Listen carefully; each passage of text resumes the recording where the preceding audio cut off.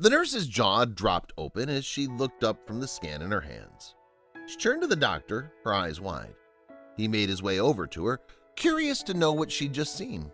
She handed him the paper and watched as his eyes grew wide. He shared her reaction. He'd never witnessed anything like this before. Rob Wall and his wife, Shelley Wall, lived a very happy life together as a married couple. They lived in Cumbria, northwest England, and couldn't be happier. They raised their 2 daughters together and felt that they lived an idyllic life. They felt that they raised their kids right and had a lot of love in their house. With so much love, they knew that there was one thing they could do to make them feel better. They decided that they needed to have another child. After the decision was made, Shelley became pregnant and they were ecstatic. With 2 daughters already, the couple hoped that they would have a boy. Rob would be happy bonding over football with his son, where his daughters weren't interested. But everything changed when they got to the doctor's office.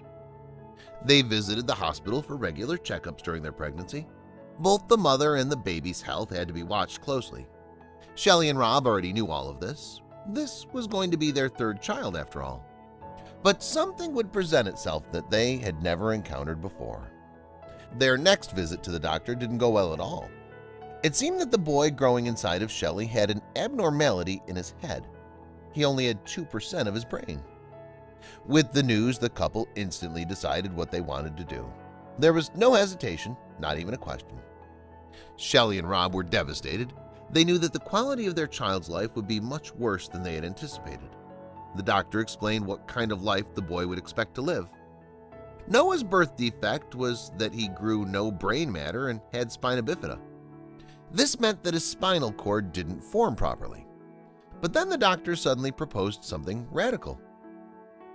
The doctor felt that the right option wasn't the one the young parents wanted to hear.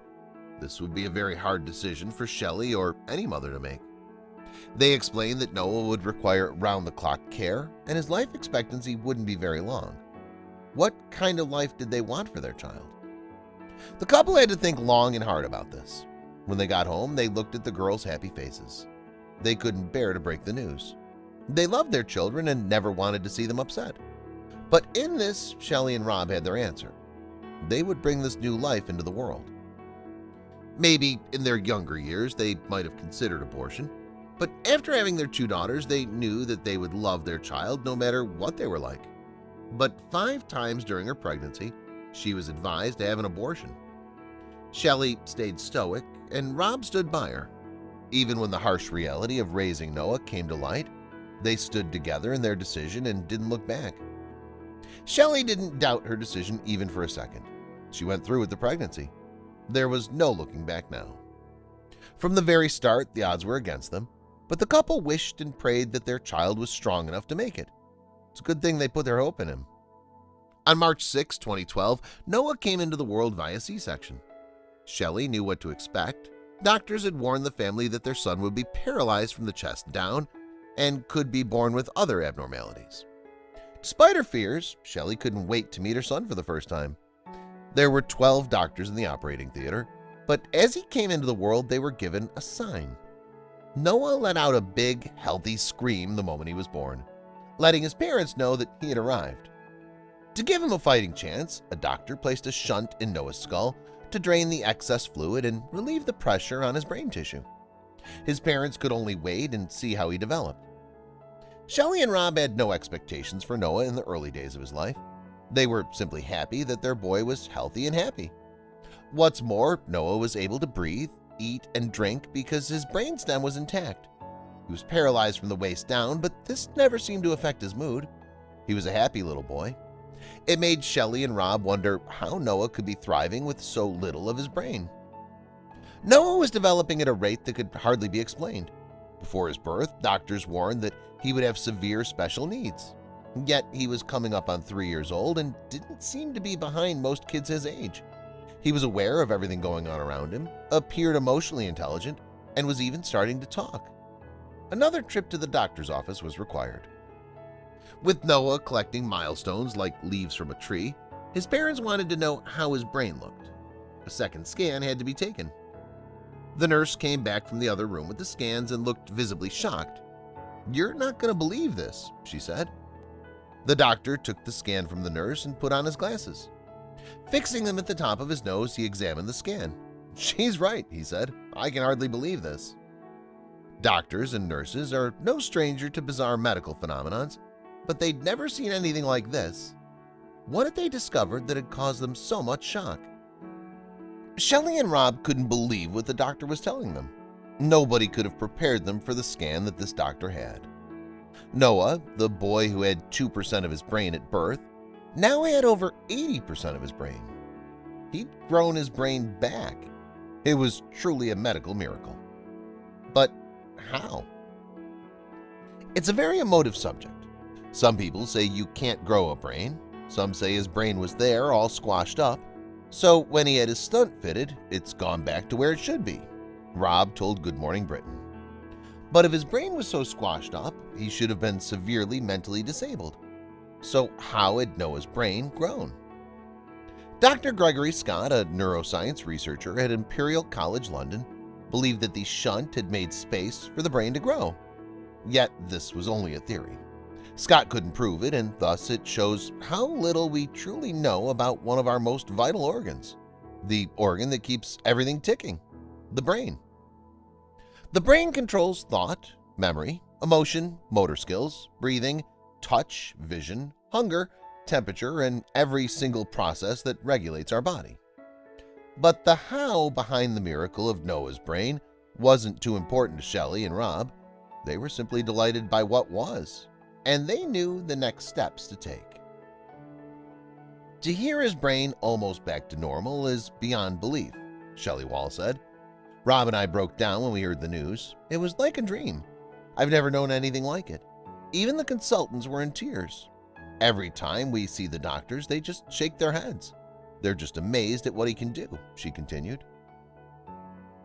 Noah's parents and older sister, Steph, age 23, work hard to always be around him. They continually keep his brain stimulated to aid its growth. His family called this brain training.